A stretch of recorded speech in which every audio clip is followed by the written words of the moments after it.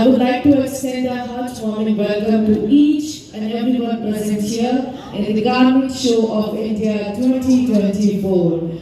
Welcome to the grand inauguration, everyone. Let's start this morning by putting our hands together. Come on. Everybody, a big round of applause for this beautiful morning. I think India is in the crux of a very large growth, and we're seeing the Indian economy obviously going up. We should be a 5 trillion economy.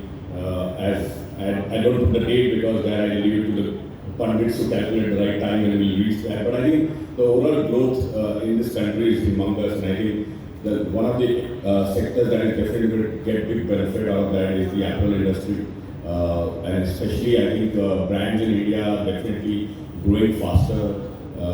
It's so many new brands, so many new categories, and I think almost all corporate houses getting into the apparel business is good for the industry overall, and I think also good for manufacturers. A lot of them are here.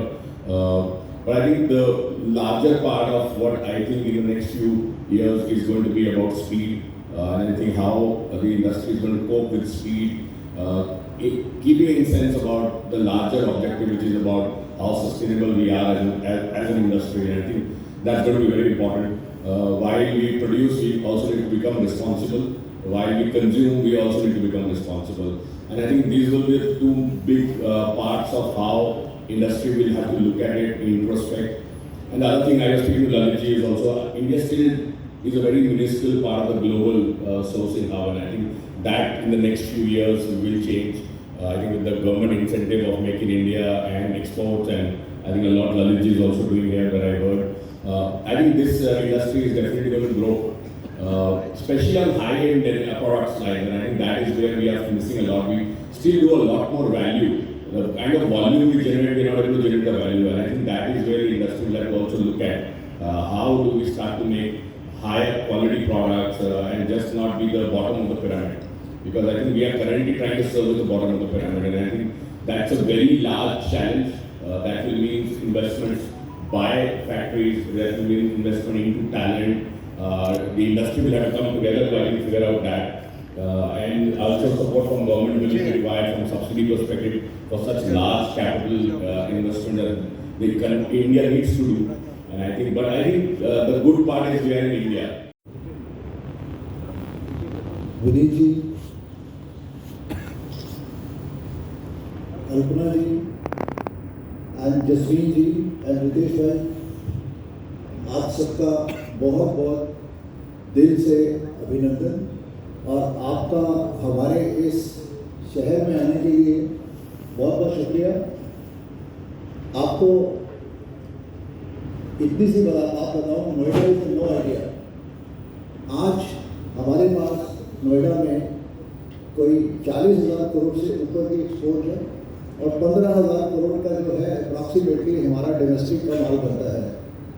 यहाँ पर $2 की dress मिलेगी आपको, और 2,000 रुपये की भी dress मिलेगी। अब आप हैरान हो रहे होंगे कि 2,000 की कौन सी ड्रेस है जो यहाँ बनती है। Gautam ji,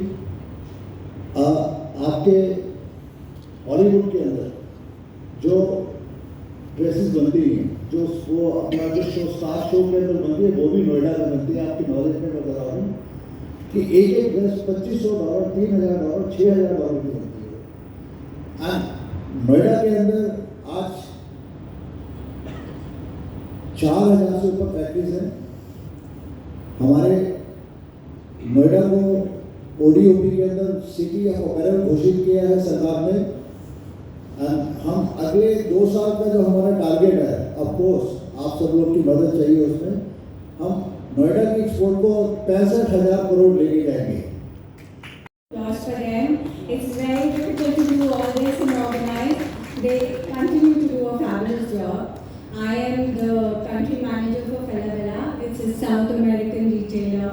It's one of the largest and oldest retailer in South America. So if you have to go to the southern hemisphere and you have to look up a buyer, you have to definitely look up Falabella. We are the largest there, and there isn't a close second.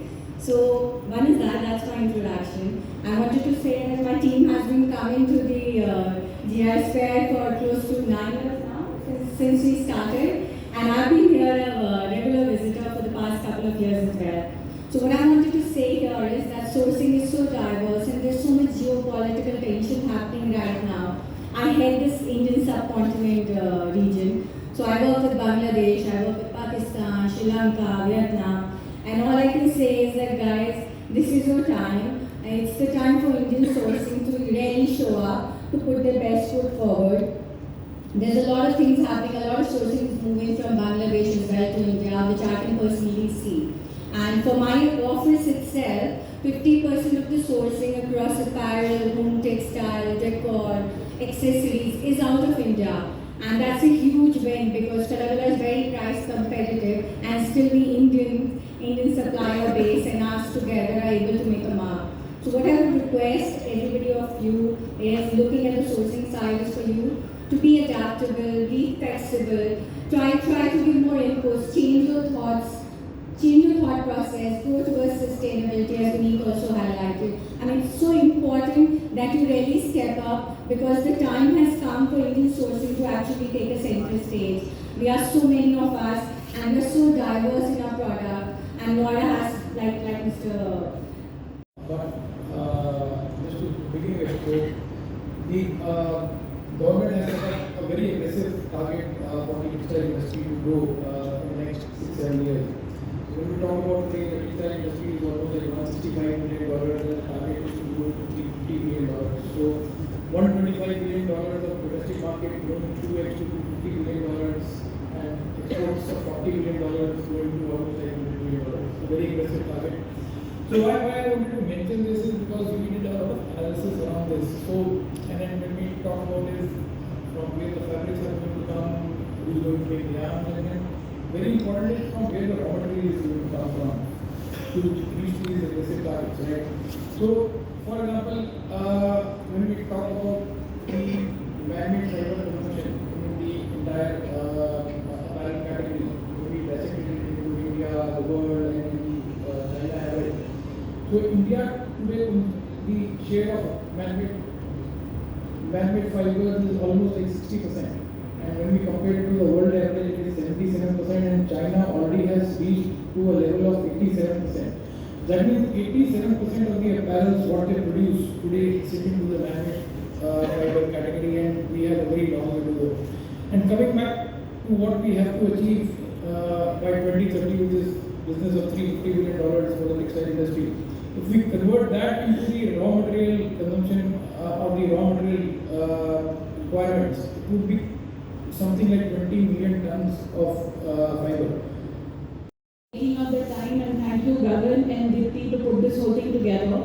And a fun fact for you Lalitji, that what you mentioned that Noida has huge opportunities. I believe in that because today I work with so many factories in Noida and we're producing a garment which is $3.50 to a garment which is $200. So I agree with him that the kind of diversity this city has to offer, in addition to the beautiful, infrastructure, the streets are so wide, there's no traffic. The only thing that I would request, Lalitji, if you can have an express highway between Gurgaon and Noida, trust me, I give it to you in writing that my 40% business in Noida today will grow to about 80%.